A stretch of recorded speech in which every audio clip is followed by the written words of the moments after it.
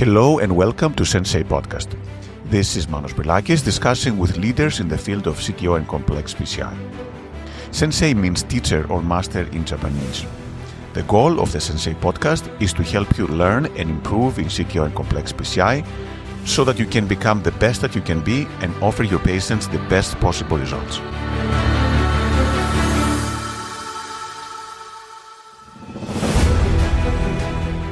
Let's make sure. Hello. Can you say something? Hello, Can hello. you say something? Okay, great. All right. All ready? Hello, everyone, and welcome to Sensei Podcast. It is my great pleasure to introduce Dr. Sandeep Jalli, who's been working with us for the last year at the Minneapolis Heart Institute. Sandeep, thank you so much again. Thank you. Delighted to have you on the podcast. And to tell us a little bit, obviously I'm biased because we worked so closely together for so long, and you've been through a lot of very complex cases and shown tremendous resilience and patience and ability to walk through the difficulties. But let's maybe start from the beginning. Why did you go to medical school? So it's kind of interesting. I fulfilled all the Indian stereotypes. So I actually started out with an undergraduate degree in engineering. And I went into it not wanting to do medicine at all. But as you get further and further in that, and then, engineering is nice. It's problem focused and there's algorithms, but there's also, you lose touch with people. Everything's very numbers based. You're sitting at a computer for a lot of it, unless you're doing something where you're going out in the field. And I really found that working with people and being around people was really important to me. So that's why I decided that medicine was the path. And it's kind of interesting, even going into medicine, I never thought I would end up in cardiology. I actually had sort of a unique opportunity as a DO. There were two matches and you could apply to both. So my first love was actually head and neck surgery. And I applied to that. And unfortunately, it was the year where half of the head and neck surgery programs that were DO friendly closed. So didn't match in that, and then matched in internal medicine at a program that was close to home. So that sort of started my journey. Yeah. So we're lucky that the ear and nose didn't work out. Exactly. I guess. This is perfect. Yeah. And then how did you decide? So how do you decide to go into cardiology? I mean, internal medicine is very broad. Yeah. Cardiology and intervention have things. What made you go down this path? So I think I wanted something that had a broad path leading into it. Obviously, internal medicine is really broad and generalized. I just couldn't see myself being a hospitalist or an outpatient internal medicine doctor. So I knew I wanted to do some sort of specialty. And I liked working with my hands, but I also there's some attraction to having the downtime of being in the office as well and seeing patients in the clinic and seeing what happens after you do a procedure, which I think makes us a little bit different from the surgeons and the pure proceduralists like the interventional radiologists. We get to see how they come to us, what happens after they leave, and really get the feedback of whether what we've done has worked or not worked, which is really important. Wonderful. And I think you've done training in several institutions, right? So you have the perspective. Yeah, you can ask my family about everywhere I've been. There's a personal cost, obviously, to moving to because that's the fourth city, right? That you were in four different cities. So you've seen... I've seen every corner of the country. Yeah. There you go. So you've seen it all. Yeah. So I started off in Georgia. Then I went to Oregon for general fellowship. Then I went to Florida for interventional fellowship.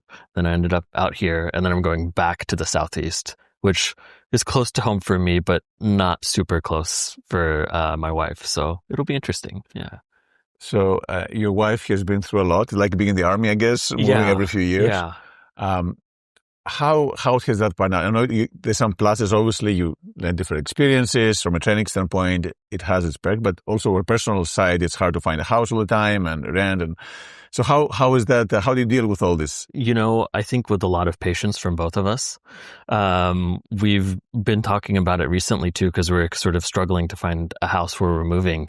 And I think this is one of the things people that are going into a specialty or taking a job really don't think, it's easy to be one person and make a leap and say, I want to do X, Y, Z, but there's people that you have to take with you. And even if you're not married, there's the rest of your family and being away from them.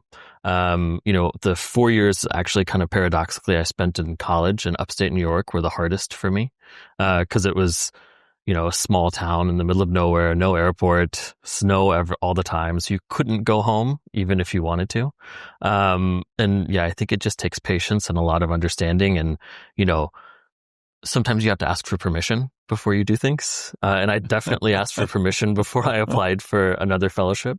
And, I talked to a lot of people who are thinking about interventional cardiology or thinking about, how many years do I do? I think there's been this big push lately to make fellowships 2 years, which whoever's thinking about that, it's not kind to your trainees. So maybe they need to rethink that a little bit. But I always tell people to think about, that interventional cardiology year for me was the hardest year of my life. It was a small program. There were 2 of us. We were always on call. I don't know how I survived it, but, somehow I survived it. The experience I wouldn't take away. I would do it again in a heartbeat. I learned things I'll never learn anywhere else. I learned a lot about myself and how I perform when I'm super fatigued, which I think has helped this year a little bit. Not that we try to do that, but, sometimes you can't say no. There's a case and you have to do it because no one else is going to. So, yeah. Wonderful. So a lot of stress, but helps you discover something about yourself that you weren't aware. But also despite all this, you're going to do an extra year, which brings us to the point, okay, intervention is one thing, but then do you want to do an extra year? And how, after all this moving and your family and everything, how do you decide about that? So I think that goes back to mentorship a little bit. I was really fortunate in my general cardiology fellowship to be in a very small program without interventional fellows. And I'm one of those people that would go to the cath lab in between clinic patients. I was extraordinarily fortunate to be in a place that would let me do that. And the people you work with, I think, really sometimes see things in you that you don't see yourself. I remember my first rotation in the cath lab was in EP. And I'm really sorry to those patients. I think all of them had neck hematomas because of me trying to stick their internal jugular. And, this goes back to it's kind of interesting being on the other side in the control room sometimes and giving people a little bit of a leash, which is how I admire all the people that have taught me so much, giving me space to grow and make mistakes and seeing something in me and saying, you should do a second year. So I was told that basically from the second year of my general cardiology fellowship. And structural has never been something that interested me in any way. So sorry to the structural guys. I thought really hard actually about imaging, but couldn't see myself in a dark room for that long. So I think I sort of naturally fell into this. Wonderful. So you naturally fell into the complexity of PCI. And I know you've done also a lot of peripheral work, which came in very handy today with all this year with all the peripheral work and the PAD. And how is that? Because I know that you want to do some peripheral work as well. You've done great work. So how does this match with a complex coronary, the periphery, the similarities, the differences? Yeah, I mean, I think, the peripheral CTOs were sort of the foundation of some of the stuff that we do. The stakes there are a little bit lower. The legs don't move that often. The heart beats. But you really learn a lot about it's some of the same techniques. There's antegrade, there's retrograde. You still externalize your wires. You get familiar with those concepts. You can push a little bit harder in the periphery sometimes. Like I said, the stakes are a little bit lower. There's no pericardiocentesis that has to be done. You can just wrap a leg usually and give protomy. But, the periphery also exposes you to this. I think this is sort of a weird little thing, but I think we're becoming more and more like surgeons and a little bit divorced from general cardiology. I know, a lot of people say it's still a pretty cognitive specialty, but I think if you're doing complex interventions, technical skill does matter a little bit. And the more you can do in an interventional fellowship, the more places you can put wires and catheters and balloons, I think just the better prepared you are. Wonderful. And again, you said a lot of similarities. The equipment, the techniques are very similar. Now, what did you find the most difficult to learn in terms of PCI in general or maybe CTO? I think in CTO, the biggest thing, and I think this is maybe in any sort of interventional field, there's this line between how hard you can push and when you should push that hard. And I think maybe you'll notice that sometimes when I give when I've pushed as hard as I want to push, I know the next step is to push harder, but maybe I'll let you push that, extra couple millimeters. Yeah. Can do the perfect, yes, right? Yeah. No, that's true. And you always, and I think we talked about this also in the risk benefit. The risk benefit is not a static thing, right? Yes, it changes. Exactly. It changes. You take this complex, very tortuous epicardial, now you converted the risk to a much higher level for the same benefits. So it's always something to And there's to always consider. the patient you're thinking about that's for us is coming from far away usually. So you want to do something for them, but you also have to balance that risk too. And what is the component that you find yourself more attracted to? Is it the retrograde? Is it ADR? Is it support? I mean, what are the things that you find the most fascinating? I think, doing a nice retrograde case is always really satisfying. I think one of the sort of last remaining technical things in CTO is how to make reentry easier. Maybe we'll get there at some point with IVUS. We're not Japanese, obviously, but that is coming. I think HDR has been interesting this year. It's been interesting to see how quick the uptake has been on Twitter. And there seems to be a little bit of a mismatch with how many, real serious CTO operators are doing it or how much they understand it. So there's a lot of little things. Yeah. And actually, the next podcast will be with Dr. Arain, the perfect founder. So it will be perfect intro for him. Yeah, exactly. Having all that. But as you say, this is something that is not static, it's changing. Yeah. And how attracted are you to this concept that, what we do today may not necessarily be the same about what happens in a year or two? Yeah, no, I think that's one of the most humbling and also one of the most interesting parts of medicine is that what we were doing may not turn out to be correct or even the best way to do things. And that, I think it keeps it exciting and it keeps your mind young and fresh to always be doing something new. Because if it becomes too algorithmic, you feel a little depressed almost, do this, the next do this. Obviously, algorithms are necessary and nice to keep things safe, but there is a little bit of adventure in the CTO world, which keeps it exciting. Absolutely. Always room for, actually, there's no same CTOs as we discussed, and there's always room for improvisation. But, I've noticed, like even in our 11 midnight cases a couple of days ago, you still kept pretty joyful throughout all this. So I don't know, is that you're able to hide it or hide the fatigue, or how do you work through the fatigue? I think for me, this is kind of weird. I noticed the fatigue the next day. I think when I'm in a case, it's just, you're focused. I think my focus has always been on the patient there and not necessarily on my needs, which may not be the best thing over the long term. And I think another thing that we are really fortunate to have here is a super great cath lab staff. So sometimes when I do get a little bit tired, I'll, make some jokes with the nurses in the back or just circulate around and get a little fresh. And it's nice. We have great fellows that scrub with us too. So if you get along with everyone and keep the environment nice, I think that really helps to eliminate a lot of the fatigue issues. Versus there are some labs out there and some labs I've been in where no one likes each other. And you come in sort of upset and angry and, everything goes downhill from there. It doesn't get better. I guess you say we're very fortunate. We have tremendous team. I see the group, pulling up this, scheduling this. Exactly. People that are willing to stay, willing to do, and that doesn't happen in a lot of institutions. And I think you guys are really fortunate here to have people that are willing to stay, to do late cases because they know it's the best thing for the patient. Yeah, absolutely. And again, you've been tremendous on that part. How do you deal the next day? Suffering. There is some suffering that has to happen. There is a little bit of suffering, but it's okay. It's not that bad. How do you deal with radiation and the spine? Have you had issues?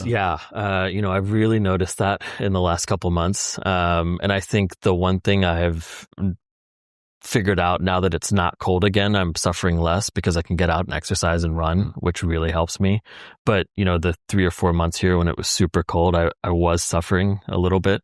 And it's very unkind of the state of Minnesota to have us wear this thicker lead, which, in Florida for a year, I wore this lead, which felt like paper. And then I came here and got the new lead and I was like, whoa, this feels so different. But it's also a really important thing for young operators to think about, is how they're going to deal with those issues. Are they going to, insist on that in their cath labs moving forward? And will systems provide it? I think that's, the big sort of open question for interventional cardiology. Sure. So exercise, I guess, that does help and keeps you in good shape. But you're right. I mean, we don't have yet the ramparts and the egg nests or the protegos, but hopefully this will help a little bit. And actually, when I got my the reading from the dosimeter back, I was lower than the other two interventional fellows. So I think something we're doing right. There you go. Yeah. There you go. No, this is again, this is an ongoing battle, I guess, but I think we're hopefully going there. Maybe when you move to your new job, that'll be one of the things. It's been an area of active discussion already. Okay, yeah, perfect. It's discussed at the interview. Yeah, and perfect. I think there are some health systems that are equipping all of their cath labs as a recruiting measure, which will be sort of an interesting thing. Yeah. So it's getting there, but in the meantime, keep on exercising. Yeah, exactly. I guess Yes, let's not forget that. Yeah. Now, how do you deal with stress? Like, we had some case where things don't go well, and again, you keep very well in control and everything. How do you feel internally when these things happen? Internally, there's a little bit of freaking out, I think, but I'm also one of those weird people that tends to get really calm because I think the worst thing that can happen, someone told me this once, is that the first rule of a STEMI or a code is to take your own pulse. And realize that going slower is sometimes better than going fast. So if you slow things down in your own mind and keep an eye on what your priorities are, I think that's running through my head all the time, and outwardly makes me seem calm. Inwardly, I'm freaking out on the inside, just like everyone else. And once I take off the lead, I'm not sure it's all sweat. Yeah. And I think the big thing after that a lot of is talking to the family afterwards, after something has happened. And I think that's something I still struggle with. But we've been really fortunate, and I've been really fortunate. I've never run across a family that's been anything but grateful for what we've done. So, yeah. Yeah, so it's tough, but I guess the more you get exposed to this, the more, I guess, and hopefully you won't have to deal with this yes, exactly. in the beginning, but it's part of the game, especially doing complex stuff. This is something that's going to be happening. Now, in terms of yourself, how do you keep yourself in a always cheerful, happy disposition? Genetic, must be. Apparently, I have the same laugh as my dad. There you go. Yeah. So, I guess that's genetic. And I try to take time. I have this sort of rule, is that after 10 p.m. at home, I'm just relaxing. There's no work. I don't check emails. I don't do anything like that. I give my family at least one day on the weekend of no work, not talking about it, not thinking about it. And you need that time to refresh. I've been fortunate here, and even fortunate in my interventional fellowship. We travel a lot, and I think that resets you. Just getting... the patients now sort of follow you everywhere. Epic's on your phone, Epic's on your computer. The messages are coming through. I got one in Europe, actually, when I was there, which I answered. But, it's nice somewhere to be somewhere where you don't get those. So having time to reset, having time to yourself, having things, I think, outside of work that you're interested in, which is a very, people ask me what my hobbies are. I guess I'll have to discover them in the next year. Like, I had hobbies before I got into medicine. Those sort of fell away. And now I think I'll have to rediscover things outside of medicine to be interested in. But you're exercising, you said, yes, right? Yeah. So is that heavy running? That's definitely one of those. We try and run. We try and do at least 2 5Ks a year. It's kind of fallen off a little bit recently, but we'll get back into it. And we always have a goal of something we do as a family. So there's always a trip we're looking forward to with the whole family or something like that. Yeah. Perfect. And you have any favorite movies or any favorite books? Oh God. I read a lot, like a lot. Most of the things I read are completely trash fiction. So nothing that anyone else would ever want to read. Never know. I watch a lot of really bad TV very late at night. Which is also one of my rules. There's no TV in the bedroom. Because I think once the TV gets in there, it just stays on forever and someone's always watching it. So I think yeah, you have to have that boundary. But yeah, nothing really good recently, actually, in terms of movies or TV. Well, we'll find some textbook to help out with the stuff. Yeah. But now you mentioned about traveling and family time, and how do you balance? And that's always one of the questions, right? Especially for this specialty, you do the complex stuff. You are late. Some days are unpredictable. Yeah. Some days are late. How do you deal with this balance? And I try and give a warning on days that I know I'm going to be late. And it, sometimes I say, don't stay up and wait for me. Unfortunately, that doesn't happen, which makes me feel really guilty. But, I try and give a warning as much as I can. I think at some point you have to make a decision on how much you're willing to give of yourself, and what your firm boundary is. I don't think I've set that yet. And part of it is because I've been in training, so it hasn't totally been my decision all the time about what you're doing and when you're doing it. But honestly, I haven't found that balance yet of how much do you give of yourself and when do you stop. And I think part of it depends on what you can offer. Is there something only you can do that no one else can do? And if I think when that situation comes, you just have. I think that's what we've chosen to do as a profession, and maybe more of a calling than a profession. Everything isn't about money and job. You have to do. Hopefully, most people are doing this because they actually love it. Because otherwise, I think you'll be really miserable, and very bored. When the long hours hit in exactly, and the complication, the tough cases. Yeah. No, absolutely. And you mentioned that you're very similar with your dad. So yes. How can you explain on that? How come? I don't know. He, I think, was the classic immigrant story. He came to this country in the early 80s as an immigrant, had an engineering background, didn't get a job in engineering for many years, actually worked as a fast food manager, and has all kinds of crazy stories. He got locked in a freezer once when he got robbed. Thankfully survived that, but, then became furiously busy owning a bunch of businesses. So actually wasn't around a lot when we were growing up. So we were mostly raised by my mom, my brother, and I.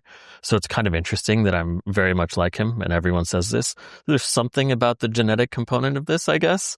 But also just, I think the environment, we were raised, we had close family all the time. My grandparents lived close to us. So we were just really fortunate, my brother and I. Wonderful. And is your brother also in medicine, or he? No, he made the right decision. He's a software engineer, which fulfills another stereotype, I guess. But his life is fantastic. I guess they're never on call. He gets to go on vacation a lot. But I think the rewards are a little bit less. Yeah. Well, hopefully AI will not take over. I mean, that's the other concern. But yeah, I mean, I think AI is coming for everyone, though, right? It's coming for the engineers. It's coming for us. Probably not in the procedural subspecialties yet, but hopefully it makes our job easier. Yeah, no, absolutely. And some of the work you've done as well. I mean, you've seen the CT now. The analysis tools keep getting better and better. So hopefully one day we'll have a guidance, live guidance of the system through AI. Maybe not yet, but it's coming down the line. Now, what are you most proud of? You've done many things already, all these trainings, and what are you the most proud of so far? That's I don't know. I don't like to talk about myself that much. The one thing I guess I'm most proud of is that I've survived all of it, I think, relatively intact as a person. I think my relationships have survived and thrived throughout it, and I'm really proud of that. I think I haven't done anything procedurally or non-procedurally that I've ever felt that I shouldn't have done or shouldn't have been done. So I'm proud of that. I know that's not one thing, but it's sort of a multiple choice answer. Yeah, of course. Yeah. Well, I think, everyone is excited to work with you. It's been always calming presence in the lab and keeping everyone, without obviously the patient comes first, but keeping the atmosphere, as you said, very collegial without having unnecessary tension. I think that's always a skill and extremely important, especially for these cases that go for 5, 6 hours and everyone is a little bit on the tired edge of things. Yeah. A few words about the people who want to do this fellowship. Yeah, I think it's a great fellowship. You'll work with really great people and get exposure to a lot of different things. And we don't just do coronaries. We've done some renal stuff. Our subclavian interventions haven't panned out yet, but I'm sure we'll get one at some point. So I think it's sort of the ultimate next step in interventional cardiology, doing the full scope of it. One thing I think people should think about is what their future is coming out of it and what their practice will look like. Obviously not everyone gets to be you or a Lombardi or, doing just CTOs. So you have to think about what the next step is and how that works. And I'm not sure anyone knows the right answer to that. I think, all depends on what you want to do, I guess. Academics versus non-academics versus some hybrid. Absolutely. And as you said, it's always an extra year, which, many people for family reasons or financial reasons have a hard time to take. And that's always a factor to consider. Tell us about your first job, I guess, your first job. So I guess I'll step back a little bit and talk about the process of looking for a first job, which is, a lot both harder and easier than you think it would be. Obviously, if you don't have geographic considerations, that makes it a lot harder because then you're open to pretty much anything. I did not step into it with any geographic, bias one way or the other. I knew I didn't want to be somewhere cold, so I guess that was sort of part of it. But the opportunities are out there, and there's a surprising number of places, quote unquote, looking for CTO and ship operators. There's always this balance of, how much do you really want to take on in your first job? Is there someone there that can mentor you and teach you? And I think that was something I really talked to all the people all the places I went or even talked to or interviewed at. The first question I asked them was, I know you say you want someone to do CTOs, but do you actually want someone to do CTOs? And once you talk to people about, they'll be taking a lot of your cath lab time and I'll need space, some of those opportunities fall away. And then I think you're left with the people that actually want someone to do complex work in CTOs. And then you have to decide, is there someone there that can help you out of a tough situation if you get into it? Are you confident enough to step into something as, if that doesn't exist, which some people are, but I think, that depends on your individual comfort level. And then there's also this component of you have to prove, I think once you get somewhere, you have to prove yourself a little bit. You can't ask for the moon going in. There are always some compromises that you have to make because you're going to be an unknown new person going into an unfamiliar setup.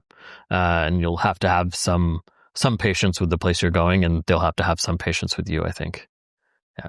Yeah. So as you said, it's an interesting field and you have to have an environment that's welcoming. Yes, yeah. Because if you expect to do the CTOs in 20 minutes and be done, that's exactly not going to be the case. No, the tolerance for complications and the backup as well. So it's always these factors. And you're going to University of South Carolina, right? So that seems a great place and also gives academic, you're a great teacher as well. That helps you with helping the next generation coming out.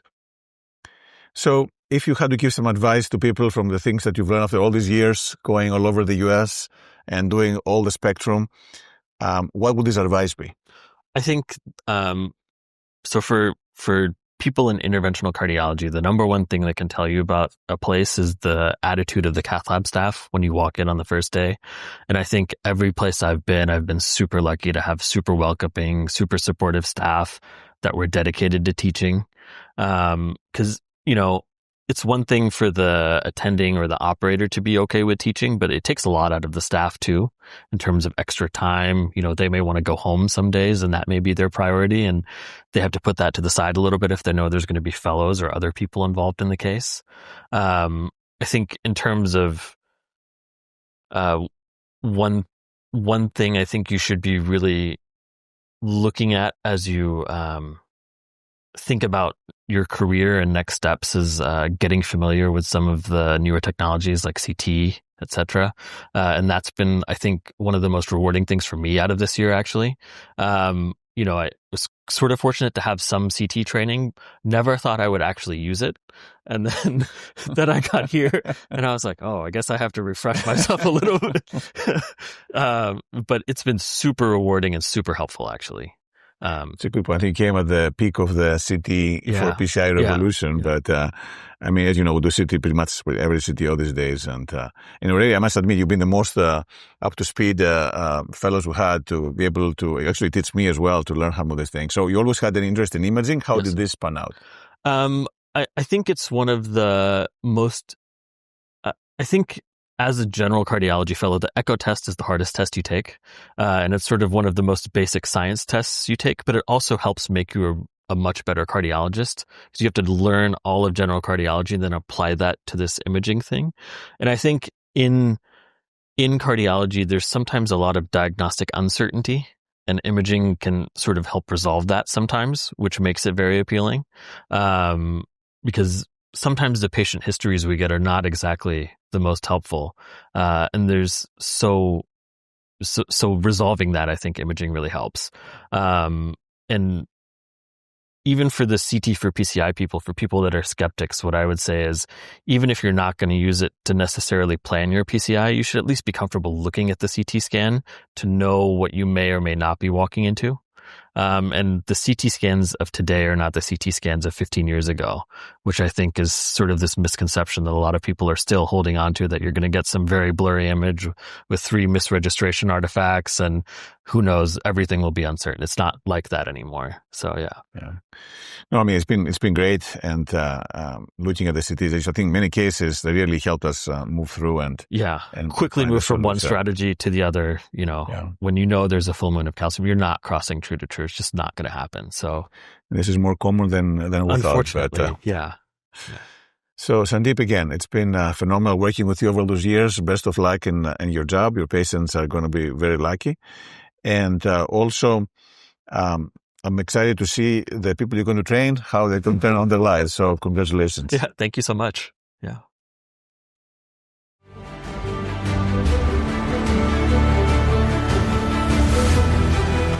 Thank you for listening to the Sensei podcast.